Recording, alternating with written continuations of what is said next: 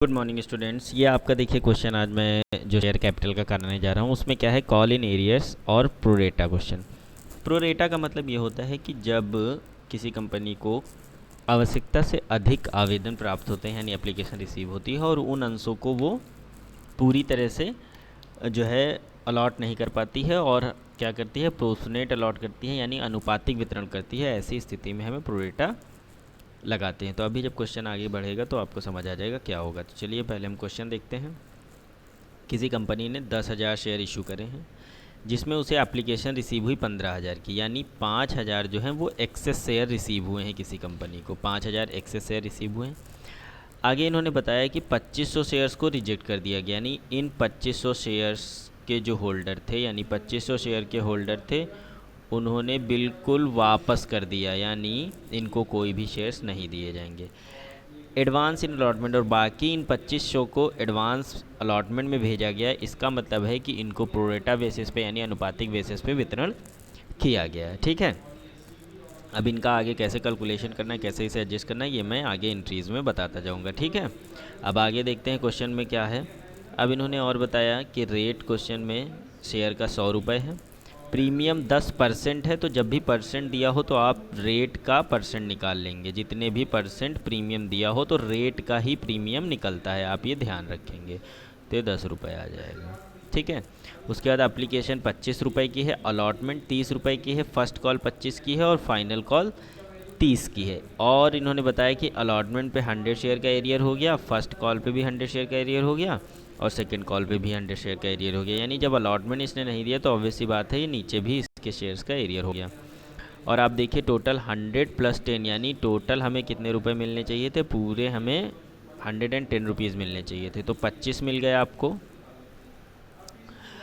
Application पे, 30 मिल गए आपको अलॉटमेंट पे, फर्स्ट कॉल पे आपको 25 मिल गए और 30 रुपये मिल गए आपको सेकंड कॉल पे। तो आपका टोटल कितना हो गया, 25 और 30 55, 55 और 25 हो गया आपका 80, 80 और 30 हो गया आपका 110, यानी आपका 110 रुपये रिसीव हो गया।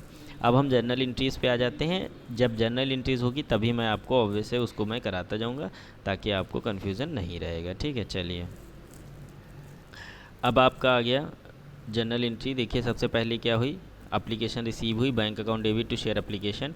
एप्लीकेशन हमें 15,000 शेयर की रिसीव हुई थी और एप्लीकेशन आपकी कितने की थी, 25 रुपये की। तो 15 और 25 को मल्टीप्लाई करेंगे तो 3,75,000 आ जाएगा। ठीक है, 15,000 इंटू 25,000 तो आपका 3,75,000 रुपये रिसीव हुआ।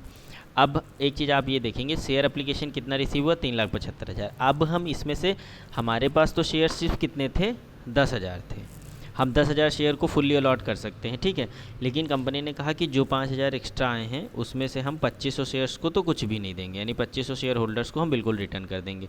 तो जिनको रिटर्न किया गया उनकी अमाउंट आ जाएगी बैंक में, यानी कितने शेयर, 2500 शेयर इंटू 25, यानी 25 को 25 से आप मल्टीप्लाई करेंगे 625, यानी 62,500 रुपये बैंक से रिटर्न होगा। यानी इन शेयर होल्डर्स को हमने बिल्कुल कुछ नहीं दिया, ये रिटर्न कर दिया। उसके बाद अब आपके पास एक्स्ट्रा शेयर्स कितने बचे, 2500। इनको बोला गया कि हम अलॉटमेंट में इन्हें एडजस्ट करेंगे और इनको अनुपातिक वितरण करेंगे। तो ठीक है, इसको भी हम 25 से मल्टीप्लाई कर लेंगे क्योंकि एप्लीकेशन आपकी 25 की थी। इसे मल्टीप्लाई करेंगे तो 62,500 इसका भी आ जाएगा। ठीक है, अब ये शेयर अलॉटमेंट में चला गया।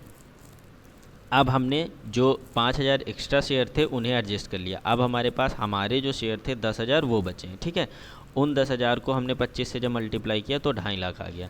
अब अगर आप ये 2.5 लाख, 62,500, 62,500 और 2.5 लाख इनको प्लस करेंगे तो आपका 3,75,000 रिसीव हो जाएगा। तो इस तरह से एप्लीकेशन मनी ट्रांसफ़र हो गई कैपिटल अकाउंट में और 2500 शेयर रिटर्न हो गए और बाकी को हमने अलॉटमेंट में भेज दिया क्योंकि उस पर प्रोरेटा बेसिस पे हमने उसको अलॉट कर दिया। ठीक है, अब हम आते हैं अलॉटमेंट पर। तो अलॉटमेंट प्रीमियम के साथ था तो हम एंट्री कर लेंगे share allotment account debit to share capital to share premium.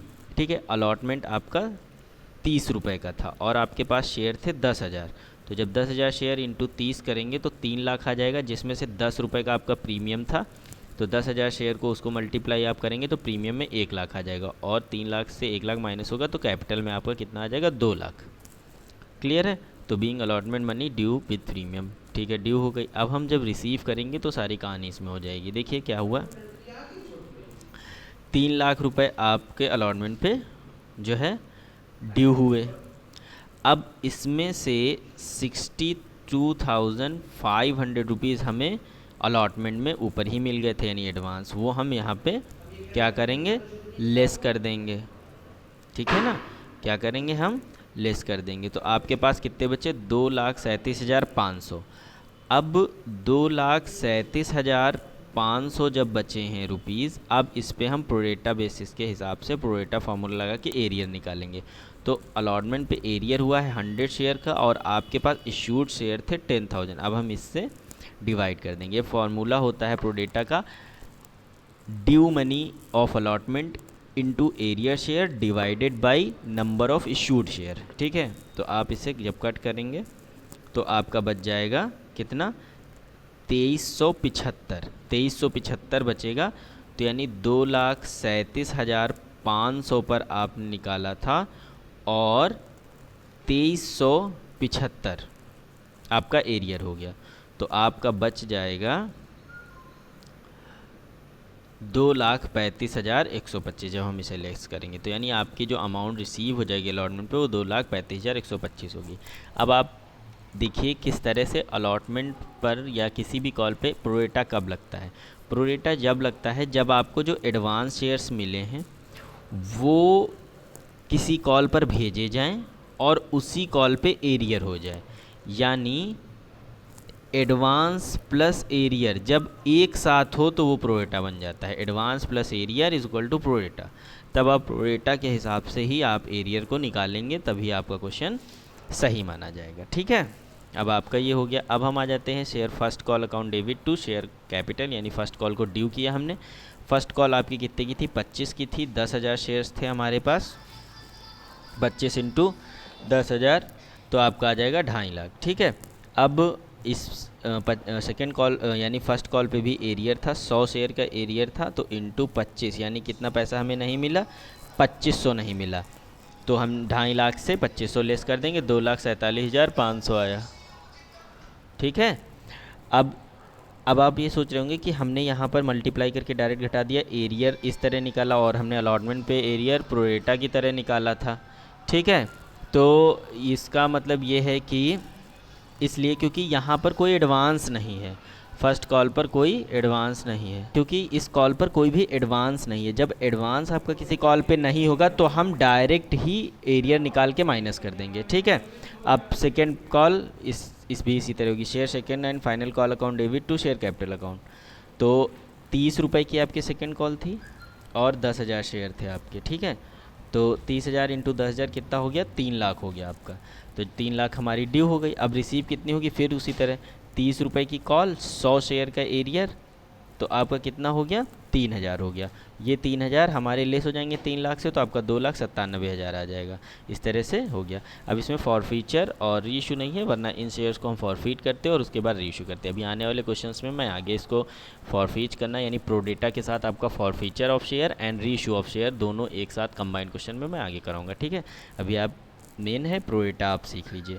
तो प्रोडेटा देखिए यहाँ पे मैंने कॉल इन एरियर जो एडवांस था वो मैंने निकाल लिया है प्रोरेटा का, और देखिए यहाँ पे मैंने प्रोरेटा का फॉर्मूला भी लिख दिया है। और प्रोरेटा की अमाउंट देखिए 2,37,500 थी, इंटू 100 अपॉन 1000 करेंगे तो 10,000 करेंगे तो आपका 2,375 रुपये एरियर आ गया है, वो हमारा लेस हो गया। ठीक है, आप इसे अच्छे से करिए, वीडियो को ज़्यादा से ज़्यादा देखिए और शेयर करिए। जो ना समझ आए वो मुझसे आप पूछेंगे, कमेंट करिए और अच्छे से शेयर करिए। ठीक है, हैव अ नाइस डे।